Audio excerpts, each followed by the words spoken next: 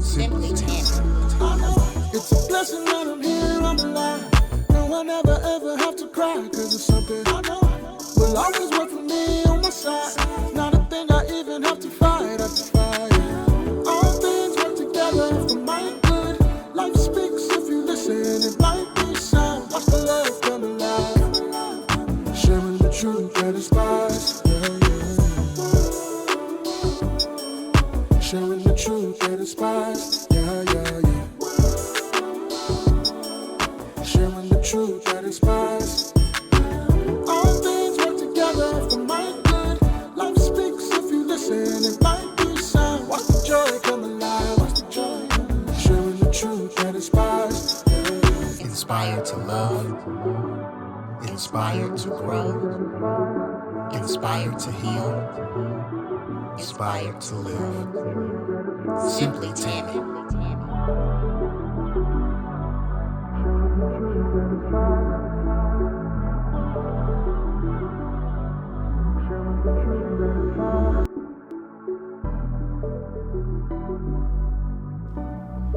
Hello, it is Simply Tammy, and we are back for another amazing episode of the Simply Tammy Show. I'm excited because, as I told you, this show is going to bring you different segments, different people, and you're going to hear some amazing stories. So this is actually our first Great Grace segment. And what is Great Grace? I am sitting with couples to hear about their stories of lasting love. And I have a wonderful couple who has been married 26 years with me this evening. They have so many testimonies, so many stories to tell.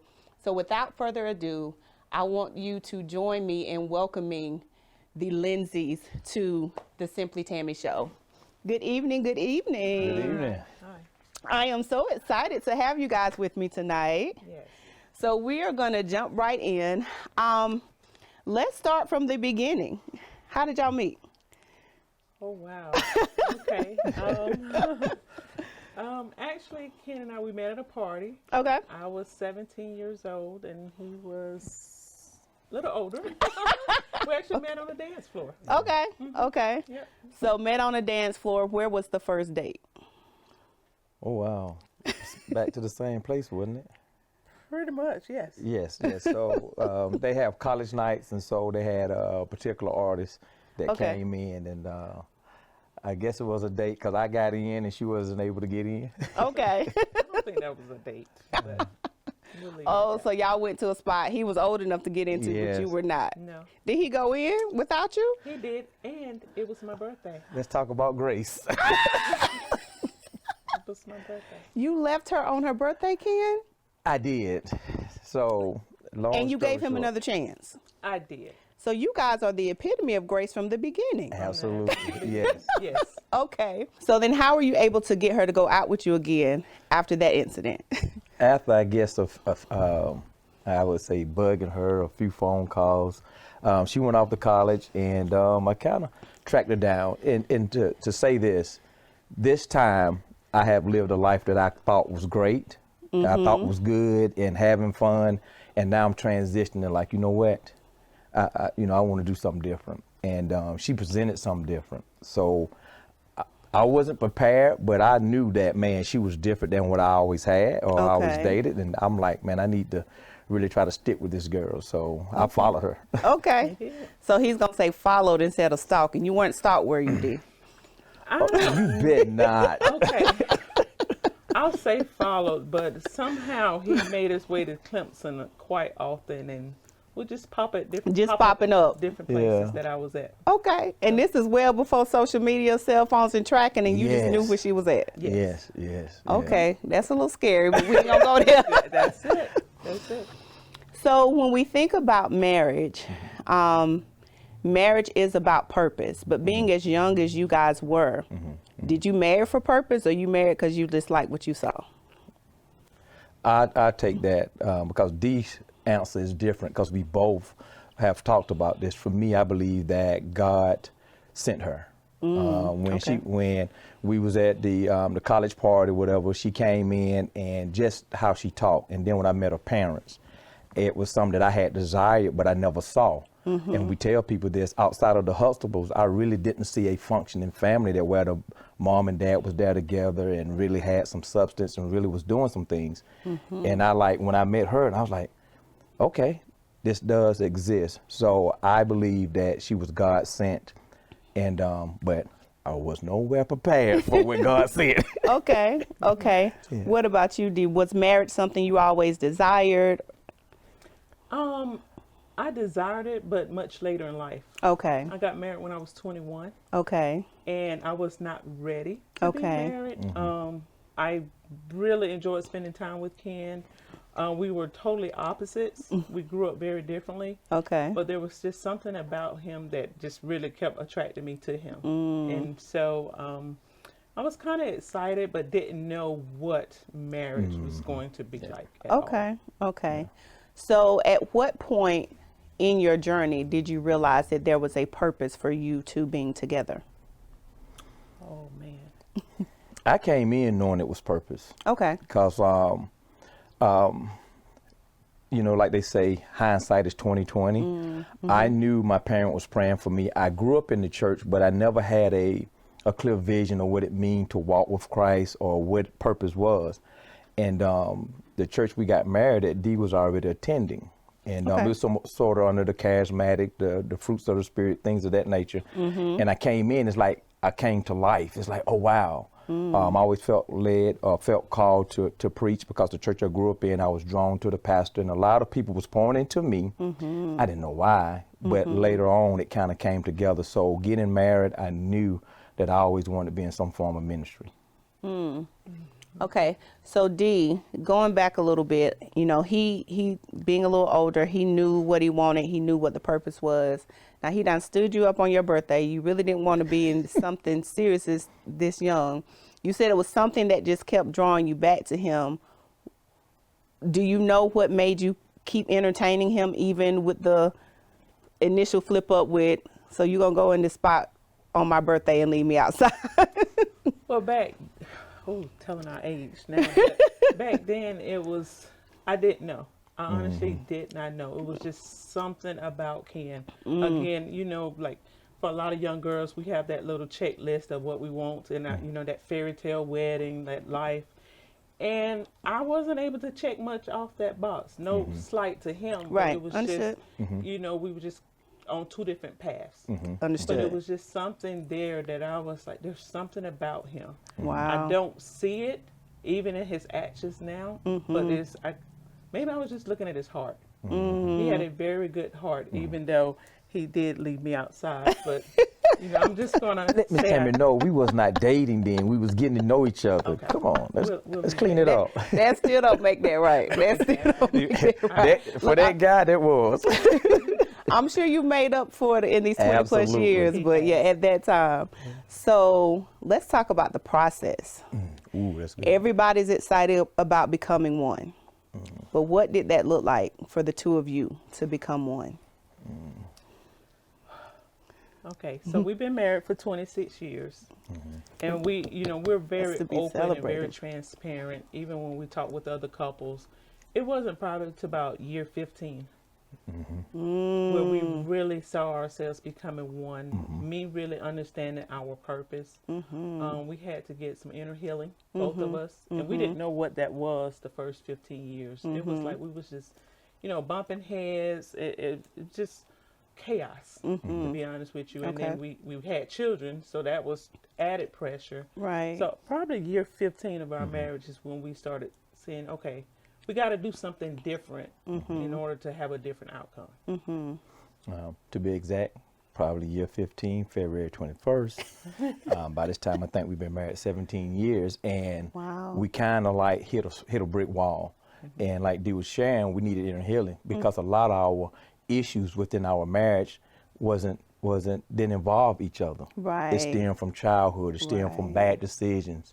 And but we took it out on the person that was close to us. And speaking on grace, we didn't learn about grace until later on because I wasn't where I needed to be as a husband, a father, as a man of God, and vice versa for Dee. We still learning, but because we want to be happy, we want to enjoy our marriage, we didn't give each other grace. We just tried to push each other to be what we needed them to. Hey, I need you to be right here. And I'm blaming her more than saying, you know what, let me allow her to get to a space, and for her to allow me to get to a space. So once we got some inner healing, it's like life came back, because no longer she was the root cause of my frustration. And I'm saying vice versa, I wasn't the root cause of your frustration. No, I had gotten over some stuff. So then what did the inner healing look like? Was it individual therapy? Was it family therapy? Was it couples therapy? What did the inner healing look like for you to get to where you knew at year 15 something had turned? It was both of us went and got individual healing. Okay. Yep, some therapy. Okay. Good. So in this 26 years, if you had to name some pain points that were almost breaking points, where it was like, if grace didn't abound, y'all wouldn't be sitting here today. What were some of the pain points that you guys had to grow through because I'm sure for you to have to say it wasn't until 17 years in or year 15 that we realized that we were one, there were opportunities to walk away. So what were the hurdles that you overcame, or pain points that were like, ooh, I didn't know this? Ooh, that was practically every year. But, Yeah, that's very loaded. One thing Ken always joke about that I didn't get the rights to it, but he felt like that I invented the rolling suitcase because I kept a backpack. Really? And I did. Unfortunately, there were many occasions that I did leave. I would be gone for several days. The biggest part was because we didn't know how to communicate with each other. And because of that, I thought I was keeping peace by getting out of the environment. And so I ran. That's the only thing I knew to do. Wow. There were some trust issues. Again, that was stemming back. Some part of it that didn't have anything to do with Ken. It was just men in general for me. And some with Ken as well. And so that was a big hurdle for me. So I self-protected myself. I kept the walls up. Like, I would let you in a little bit, but when I saw signs or something, a trigger, I just put the wall up and I just left the scene. And that's the root cause of our ministry and what we do, is because a lot of times we don't know what marriage really is. We don't know the word. Like you said, we're excited about the opportunity, but the process is where you lose heart. The process is where you're like, man, I didn't sign up for this.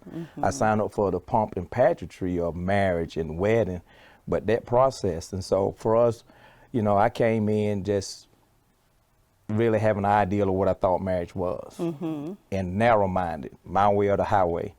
She chose the highway. And but that's how we was able to cope. We didn't understand, and I knew for me it had to be a little humility, because like I said, her parents had done well with her. My parents done for me what they could do based on their what they had. And God blessed me with her. She had, she had so many things in line to where I needed to get to that space. And so just for me, that the healing process that took place, but not knowing how to be married, not knowing how to love. And so we had to learn all those things. That's why it took 15 years, because I had to learn how to treat her like a wife, treat her like she deserved to be treated, and even understand love. So it's a lot of work. It's a lot of work. I think too, one of the biggest hurdle I had to get over, I thought I could change him. Yes, she did. Wow. I did. And maybe I saw him as a project. I don't know. But there were some, I don't want to say red flags, because I'm pretty sure there were some things he wanted to change in me as well. You see him, but hey, we're going to get married. I'll change him later. Yeah. That's fine. Wow. And it took years to realize you can't change a person. You can change the environment to help them change, but you can't change them. That's good. And that was one of the biggest things that I had to learn, that, I can only change myself. Absolutely. Absolutely.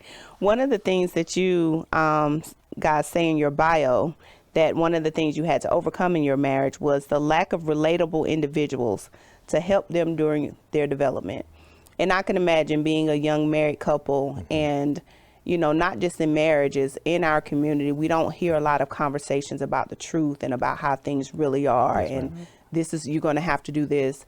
So what were some of the things that you struggled with that you couldn't find somebody to talk to about, but it is now in turn turned into you guys being that example for other people? I think for me, and I always try to preference this, I may not have been at the space to hear more neither. So when Dee talks about environment, we really try to create an environment for people to receive as well. But for me, it's just being transparent. A lot of times you got to, as we was coming up and growing in marriage, a lot of times people gave their best first. You know, when you hear people talking, they talking from a point of where they are majority of the time. Right. And so we just try to be like, hey, here's where we were, here's where we made mistakes, here's where we trusted God, and here's the fruit. So we try to have a little pattern with it. And we had some like-minded couples there, but they growing as well. And so what opened our eyes, they used to babysit for us, and they was the youth pastor at the church. And they just start sharing their story a little bit. And we was like, oh God, we are not the only one that goes through it. So sometimes we feel like we just isolated. We're the only one going through these things. And so that keeps us from really talking to people. Right. But when you realize it's not an anomaly of what you're going through, it's pretty much in the same marriage, maybe a little bit different. Yes. Man, it helps so much. Yes. Absolutely. I know for me, we didn't know what we didn't know. And so we didn't know the tools that, okay, if a conflict arises, how to handle it.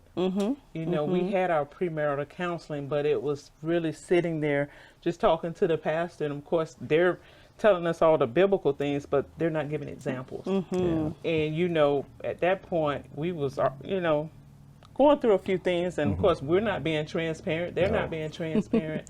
So when life hit, we was standing there like, what do we do? Yeah. You know, we felt like we were the only ones going through it. Yeah. And, you know, for us, we try to be transparent when we need to be. And again, the environment plays a factor in that. But just, we didn't know how to handle conflict. We didn't know how to communicate effectively to each other that the other person could understand.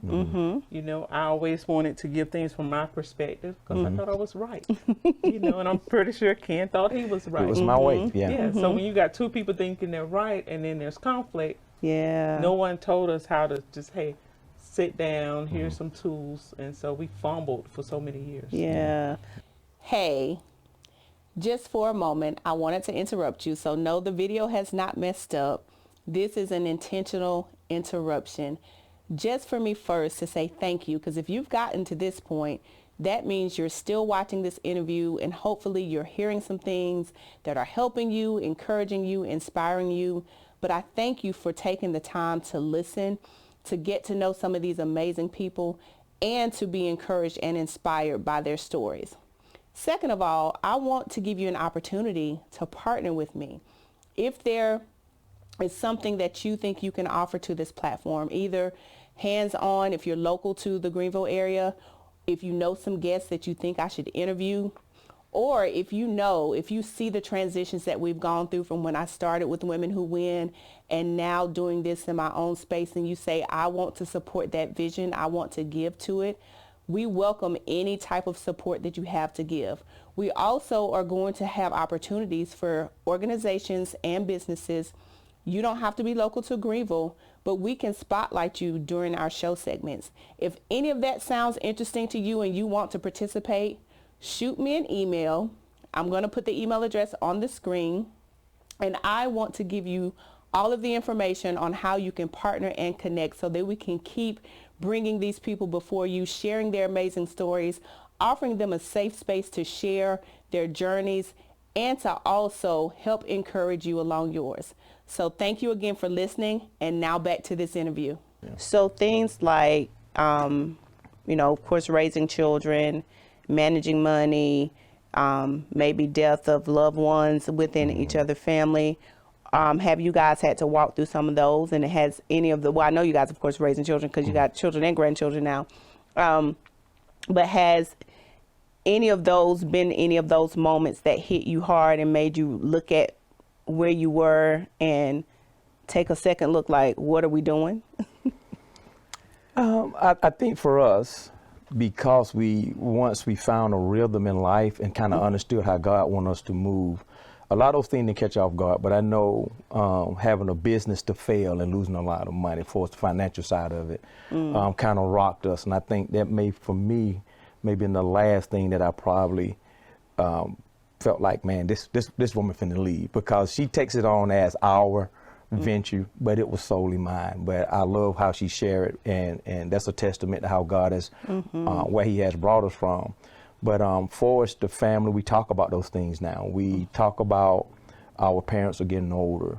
So that's where the relationship come in and learn. Like they said, we didn't know how to communicate because we bickered and argued so much. We didn't have time to even have life conversations.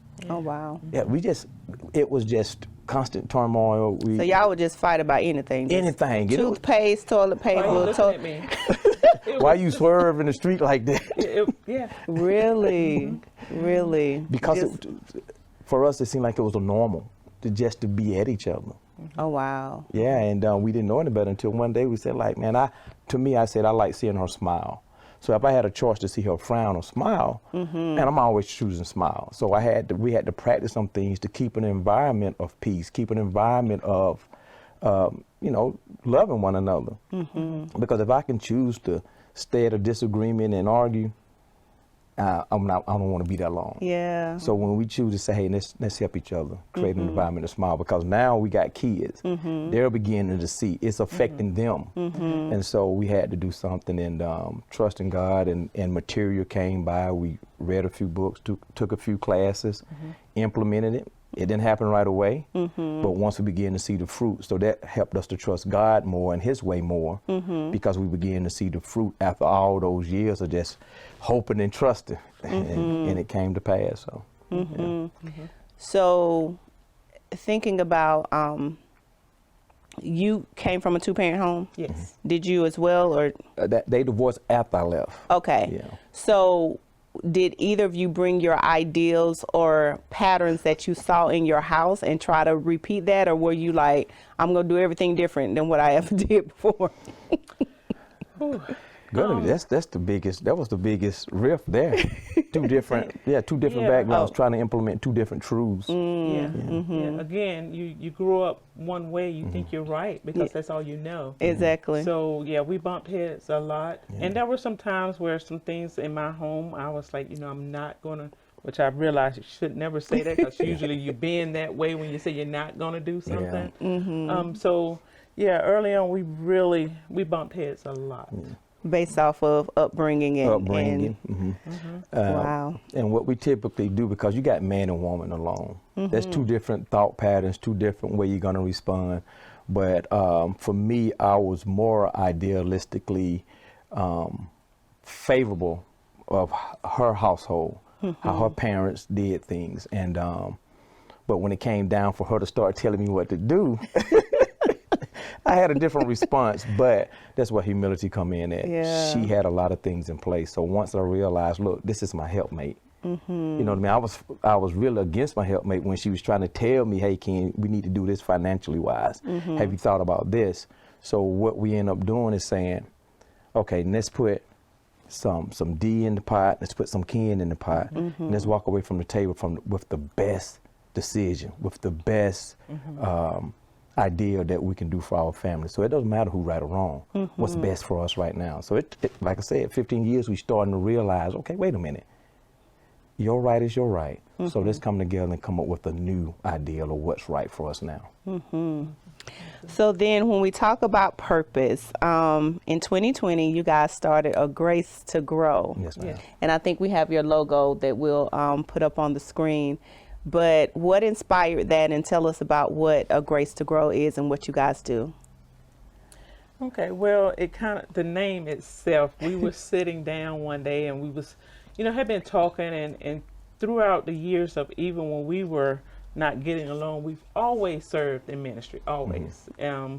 We may left and argued a little bit on the way home or before the class, but we always served. And so we was just talking one day and we was like, we just not giving each other grace. And that's how the name came about, giving each other grace to grow into whatever God has caused us to be. And so with Ken loving, both of us loving ministry, you know, talking with couples, we always wanted to give couples what we felt like we didn't receive. And then also my heart and Ken's heart for outreach. So just bringing those two together, you know, that's kind of what. Yeah. And we believe that's what God called us to do. That's bottom line. When I married Dee, like I said, you see bits and pieces. No one had the full totality of what God has for them in one package. And I always knew that we was going to serve, but I promise you, I thought I had my church by now, blah, blah, blah. And then one of the mentors told me, said, Ken, you need to go learn how to be a husband to your wife and a father to your kids. Was angry when I heard it, because I'm out doing all these things and going to the prison and doing all these things. And that was the best thing that ever happened, because when I learned how to be a husband, when I learned how to be a father, I realized that's the foundation of any ministry. That is so good. And it has blessed my life ever since. And I wouldn't change it for nothing. My family is my first ministry, and I need to be Christ to them before I can be it to anybody else. That's good. That's good. So what do you guys do, and how do you serve couples through A Grace to Grow? Different avenues, but we do premarital and marriage ministry. We do group settings as well as individual one-on-ones, because we understand some people don't feel comfortable being in a group settings. I love group settings because you get to hear other people's perspectives. They may not, we can't reach somebody in that group setting, but they may hear somebody else's testimony that they can relate to. Yes. So we do that. We also do some one-on-one individual mentorship through a son first, and then one called His Gems. Okay. We actually just finished up this past weekend where we teach financial classes, budgeting, because we realize, especially as couples, that your finances can really cause a strife within the marriage. And then from on the flip side, the outreach, we also we help the youth, as well as we have like a homeless initiative, as well as we spend time throughout the month with the elderly. Oh, wow. So you guys are busy. Yeah, it's just pretty much a vehicle of being Christ-like. Yes. That's just it. And just trying to be in the community so many different ways. We partner with churches. We know that they are there, but our main goal is to create an environment for everybody to come in. You know, at the end of the day, we want people to be led to Christ, but it's the goodness of Christ that brings a man to repentance. So helping them in a marriage situation, helping them by, you know, giving them a backpack, whatever the case may be. We just want to make sure that they touch love first, and at the bottom of love is Jesus Christ. So you guys like to serve. Yes. Oh, yeah, absolutely. So I'm reaching for my phone. Because I asked some people today on social media, what should I ask the couples I'm talking to tonight? So I'm going to pull out one of the questions as a wild card. Okay. Let's see which one I want to. One of the questions was, it was directed to the husbands, but I would like for both of you to answer. What makes you choose each other daily? Because, you know, well, maybe not in your generation, but people feel like they have options now. And, you know, it's like marriage. I can check a box today and uncheck the box a week from now. So it's a daily choice. What has made you for 26 years choose each other every day? That's a wonderful question. I think for me, it's my commitment to not only him, but my commitment to my vows, my commitment to God. One thing that I have learned, and this was over the past few years, not early on, love is not just a feeling, it's an action. And whether I feel like loving Ken today or not, I'm going to do it because I'm committed to my marriage. Okay. Yeah, and I think for me, just the lifestyle I was in, you know, you date, you try to find that person. And for me, I was only doing it once. and I felt like she was that person, and I believe God did. Did it get tested? Did I hear you, God? And it will, because that's when His word goes through the fire, and will you remain in that belief? And she's been that one, and I'm okay with that. She knew I wasn't going anywhere. She'll tell you I was like an anchor. I said, "Where we going today?" She packed her bag. You were stalking her, right? Exactly. And because I knew that she presented something that I believe. I look back now, it was so much Christ-like. Where I was in life, I remember getting out of the bed and saying, "Lord, if you get me out of this lifestyle, I want to look back." I met her in 93. This may have been 95, 96. That's what led me to propose. That what led me to believe, okay, this is God's way of leading me to what He has. And it has been a journey. And we both know, looking back, we could have done some things different. But man, I'm a better person because of God bringing her in my life. 100%, night and day. Oh, wow. Yes. So. Wow. So you guys dated for what? How many years? You call it dating. We didn't date. We wanted to go and put it out. We met, and just where we was at in that time, we met, and I called her, and we was trying to just get together. We didn't. I was in a different space. Like I said, Dee was way more mature. I was in a street lifestyle at this time, and our paths crossed. She wanted me to be at a space that I wasn't ready for. So she left, and when I got ready, she was already in my heart. So So we knew each other 4 years before we got married. yeah. But in that time frame, I had went off to college, came back. I've moved to New Jersey, came back, and he was just like a magnet. And So when he showed back up, I mean, he just proposed, or like, how did y'all reconnect for it to get to marriage? Because you said y'all didn't date. What was the? Because honey, if I can bypass dating, what y'all do? Well, actually, in that 4 year time frame, we also had a daughter. Okay. Doing those. And even when I had a daughter back in, I moved to New Jersey trying to a new lifestyle, just wanted something new. But again, I was still drawn to him, so I moved back. And we tell people, and they laugh at us, Ken and I started dating after we got married. Yeah. Wow. Yeah. We don't recommend it to anyone. But again, that's part of our journey, part of us growing. Okay. So was your daughter a pull to say, yes, I'm going to marry him? I mean, I know you had said you were already drawn to him, but since there was like really no courtship, it was just this ongoing, I guess they would call it these days a situationship, maybe? Yes. It was, I would say yes. It was a factor, but it wasn't the main factor. Okay. Okay, good. And I think what's so more important is that I look back now, I'm so glad that I saw the perspective of God drawing her to me.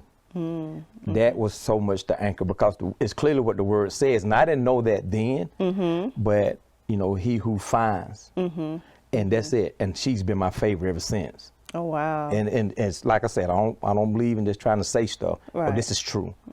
She has everything she does, and she does a lot of things. It has blessed our home. Where she was at in life, her maturity level, the things that was already placed in her, blessed me to be able to get to a space, and it blessed our home. So for us, our paths crossed, and I just look back and really believe it was like God say, look, son, you need saving, and this is how I'm going to do it. Oh, that's beautiful. Yeah. That's beautiful. So oftentimes you meet somebody and, you know, you might like to shop, he might like to go to sports games. What are things that you guys like to do together? You know what? We are so competitive. So competitive. We both love sports. We love board games and eat. It could be driving home if we're in two different vehicles. It's a competition. Are you serious? Yeah, so we love to have fun together. Don't be on the road when they're in separate cars. We just told the story last night. Didn't we just tell somebody about it last night or somewhere? Yeah, but even we love board games. Yeah. Even when we, in our first few years of marriage, when we was having those moments Of not getting along, we played board games. Yeah. It, for a moment in time, it was like a timeout. We didn't have to focus on life, marriage, children. I'm going to beat you in this game. And ever since then, I'm still beating him. in games. So, you know. One time, I mean, we really were trying to find ourselves in a marriage and did not have the wisdom and knowledge that we have now. It came years later. So when we really wasn't talking, just really frustrated and aggravated, we did play board game. And I admit this because it's the truth, but man, she won like 13 games one time. But The favor of the Lord. here's my claim to that is this. I the one taught her how to play. Oh, so what are y'all games? What games y'all like to play? Oh man, Together we love to play spades. Okay. Yeah. So we do a tour. yeah. Ken always cheats in Scrabble. Oh, I let him win. okay. We like a game You called need to clean it up for the viewers. cribbage. But I mean, even outside, we love like volleyball, Any games, kickball. yeah. We just love sports, Yeah. and I am a shopper. I love to shop. Ken is a bench warmer, I so like he sitting on goes the with bench. me, and he Okay. just sits on the bench. Yeah. Okay. Yeah. Okay. When she allows it, sometimes I do go in and say, I like this fabric, and I may do that 2 or 3 times, and I say, may I go sit down now? That's it. So That's your participation. That's my participation. I'm okay with it. Yeah. Because he lets me have my time. Yeah. Good. yeah. I Good. think So, if you can do this separately unless you guys have one together. If you had to name, and I asked this question to all the people I talk to because I like music. If you had to name a song that defines this season of your life, what song or songs, if you both name one, would it be that defines this season? This current season. Oh, wow. Oh, That's my, a good question. it is, but for me, it's The Goodness of God by 𝑐𝑐 Winans. Okay. We're Okay. just in a space right now, again, empty nesters, and I'm choosing to see the good in our marriage. I'm choosing to see the good in Ken, and I know it's because of God. So that's my song right now. I have no answer. That's a real good question. I probably couldn't equate it to that because, I love going around the house singing, but to the season that we're in, I don't know any song that has peace, but I tell people, I used to hear people say, man, we're more in love now. And I'm one of those guys, man, that's really corny. Nah, not really, because I'm going through it right now. I'm like, I really can say that I'm more in love now, and I guess because I know how to be in love. And but anything that probably has peace in it. That's sweet. That's sweet. So empty nesters, how has that been? Because you guys essentially grew up together. You got married at 21. You were still learning yourself, and 25. y'all done raised children, and now y'all get to learn each other all over again. And Yes, and that's what we tell people. I was like, I like Ken. And that's I'm important. Glad. Yes. Yes. Because again, when you have children in the home, I don't want to call them a distraction, but you are distracted by, taking care of the Children. children, whether it's schoolwork or running errands and all these different things. And now it's just me and him. But we go on date nights, which when he calls and say, hey, I'm taking you on a date, I have still that giddy feeling like, yes, we're going out. We're being more intentional to finding out things because over time, we change, so just really dating each other all over again. Yeah. Go ahead. no, you can go ahead. Being an empty nester is just now really understanding that it took a lot of growth, but I love the growth that we've had together. Once again, when you're going through it, you don't want to go through it, but looking back, I wouldn't change it for nothing in the world. Yeah. Some early stuff. I tweak a few things. Yeah. But You said it's a few But- things you would it's tweak. a few things I would tweak, but now For what we've learned. for what we've learned, and we're Yeah. able to give to other people and just be Yeah. transparent and tell them, hey, we did this and it did not work for us, or we did this and we found that this was successful for us. Maybe give it a try. Had we had some of the basic things, I think that would have just really. It's like you're saying, you don't know what you don't know. Yeah. So we have to create such an environment for people to begin to think, okay, what I don't know. So I think slowing life down for the couple and just allow them to begin to hear each other. See, we didn't hear each other. Our marriage our wedding was a blur. Yeah. Because you rushing and you doing things, for me, you're probably doing like 80% of things based off outside circumstances. We didn't have the control or the peace to say, wait a minute, let the Lord order our steps. We getting married, we say we was getting married, and so we doing the normal routine. Now we stop doing the normal routine and saying, okay, Lord, you lead us. What do we believe God is saying to do now? And when we do that, no matter what, if we missed it, we missed it together. Versus me saying, this is what, we talk, we do it together. If we miss it, we miss it together, and His grace is always there. Because I was hard to follow Him. So if I've known that before I've gotten married, if I've known how to walk with Him before I've gotten married, I would have saved her a lot of heartache, saved the kids a lot of heartache. But I'm learning in the process, on the job training. That ain't good. You turn the machine off on the job training, you stop production. That's good. Yeah. That's good. So my final question before I will ask you guys to give some words of encouragement, and I'll tell you as far as what that surrounds. But final question that I like to ask couples is, what's love got to do with it? Because you hear people say it takes more than love to make a marriage work, or, if we love each other enough, it will stay. So there's varying opinions out there. So to the Lindseys, what's love got to do with it? Definitely going to be two different answers. What does love have to do with it? Let me go first. Okay. And why? Because a lot of time, Miss Tammy, here's what I try to do. A lot of time we get statements in society like what love has to do with it. I can look at it and say, I can understand when people say love don't have anything to do with it. But if you have the understanding of love, it has everything to do with it. Because the scripture, for God so loved the world, wouldn't exist if love didn't have anything to do with it.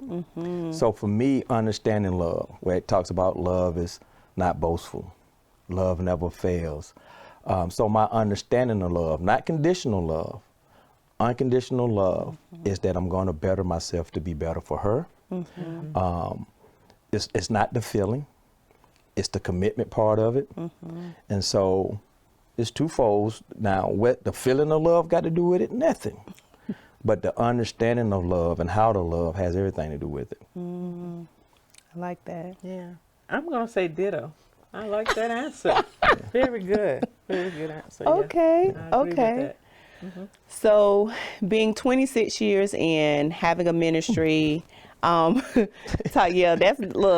enough to shout about. If I had some music, I'd cue it for you.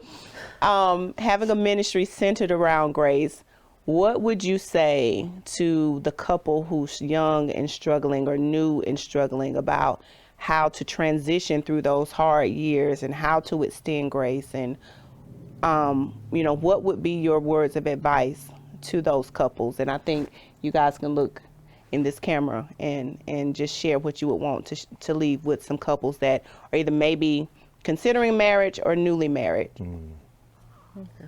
I'm going to start it. Or you want to start and I close? I'll start. Okay.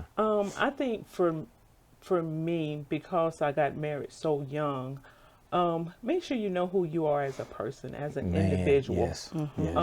That alone, I think, will save some heartache. I had to grow up with kin. And so definitely, if there's some healing that you need, definitely talk about it. I strongly believe in having a therapist just to, just to walk that journey with you.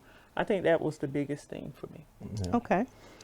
For me is, like Dee said, definitely you have to, this is the season that, where we're always talking about self-awareness. You definitely have to be self-aware, know who you are.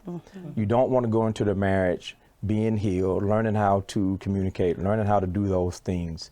And also creating a space to be transparent and honest. A lot of times when you're dating, you're showing a representative. You're not exposing everything. And don't get married if you have not exposed everything. If I can't be honest with Dee, even in my failures, even in the things that I'm embarrassed about, even the things that I wish I wouldn't have not done, if I can't be open with her, before I get married, it's going to be twice as hard when you get married. So that would be my advice. Always have the person you're going to marry. If you're not 100% honest before you get married, try to work on that even as newlyweds. Begin to create a space to be honest with each other. Mm-hmm. Thank you. That was amazing advice. So if people wanted to connect with you or connect with a Grace to Grow, how can they connect with you guys? The best way to connect with us is through our website, 𝘓𝘢𝘴𝘵 Okay. Okay. Do you guys have anything coming up this year that they need to be abreast of, or just connect with the website to stay informed? Yeah, the biggest thing is when you go to our website, you can subscribe to the page, so Okay. you're always getting like the emails. We do events throughout the year, whether it's the marriage classes, premarital.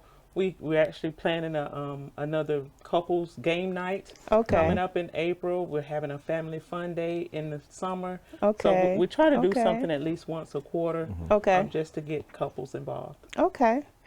Well, thank you guys so much for Yes, ma'am. saying yes. I know between your own personal schedules and schedules together, that life is busy. I think you guys just got back in town from settling one of your children across the country almost. Yes. So thank you so much for taking the time to sit with me tonight. And I know that what you shared is going to be a blessing to so many people. So Yes, ma'am. thank you guys for watching again. I hope you enjoyed this first segment of Great Grace, and looking forward to many more.